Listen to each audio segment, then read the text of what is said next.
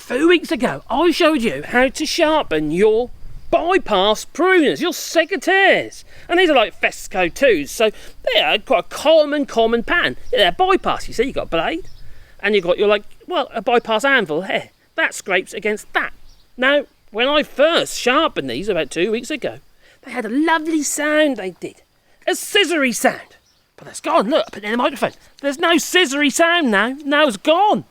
Unfortunately, no more scissory sound. So what we're going to do is we're going to bring back our scissory sound, because there's a sign that our secateurs are actually going to cut soft green growth. And that's what I use them for. Yeah. Mainly soft green growth. That's what we're going to do. Yeah, we're going to make it so we can. Yeah.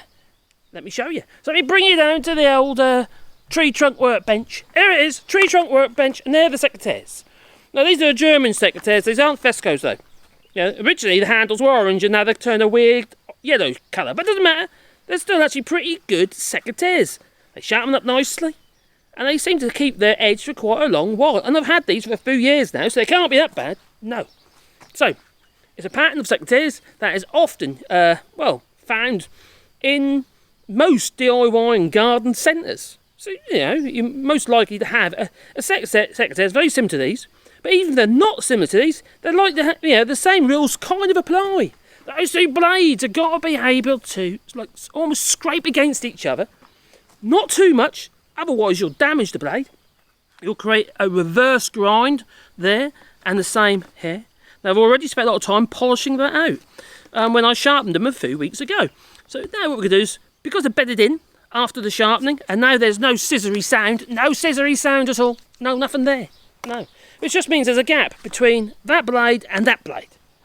Very easy. Grab yourself a screwdriver in this case, or a spanner to fit this locking device. Oh, you'll get your locking device, yeah, undo that. Just release it. Release the unlock the locking device, that's it.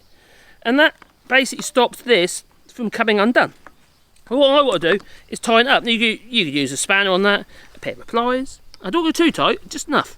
So we'll turn it around just a bit until I'm satisfied. Yes, satisfied. Oh yeah, that my scissors, my secateurs are making that scissory sound. And now it's too tight. They're not retracting back. So I've done too far. So I just need to relax that a little bit, because I've gone way too far, and that'll create that reverse grind and also be very uncomfortable, and you have to have muscles like Arnie Schwarzenegger when he was younger, not now because he's turned to fat. But anyway, a bit like me. Getting there, nearly there, a little bit more. Oh, I can hear it now. Can you hear that? Scissory sound. Bit more, I think.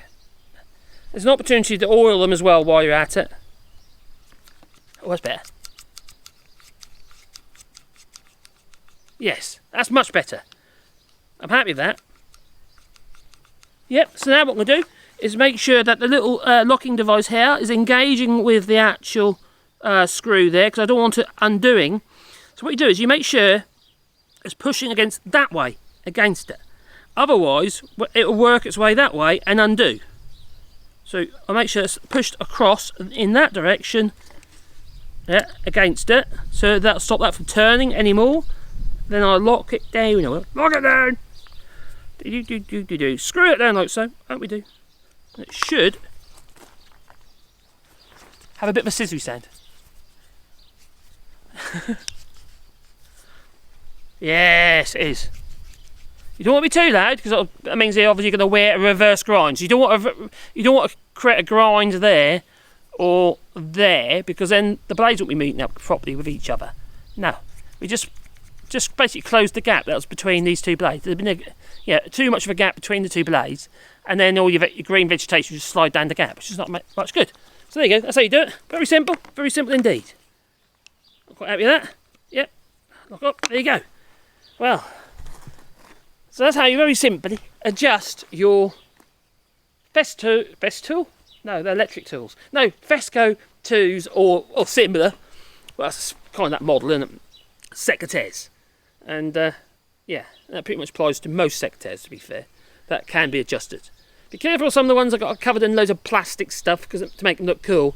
Half the time they can't even do anything. You can't even adjust or do anything with them. So stick with something simple. Because at the end of the day, you've got to do a simple job. And it's not going to do the job if it goes blunt and you can't sharpen it. With these you can sharpen, yes. Anyway, that's my little video regarding the adjusting of the Fesco 2s or similar type secateurs, bypass secateurs, yeah. Anyway, while you're here, please boot the old like button because it helps the channel, you know. And if you don't, I'll be over there and I'll chop off your jeepers, I will. Yeah, that's what I'll do with my nicely sharpened secateurs. Yeah, 1, 2, and in the middle. That's what I'll do. Yeah, that's a warning to you. Anyway, maybe you want to subscribe to the channel, but maybe not after that. And maybe boot the old like button, subscribe to the channel, but also the little bell icon. Yeah, little notification you get then, you see. Every time I upload another video, threatening I'm going to cut off your jeepers. That's what'll happen. Yeah, if you don't do it. Do it now! Ta-ta. Have a lovely day.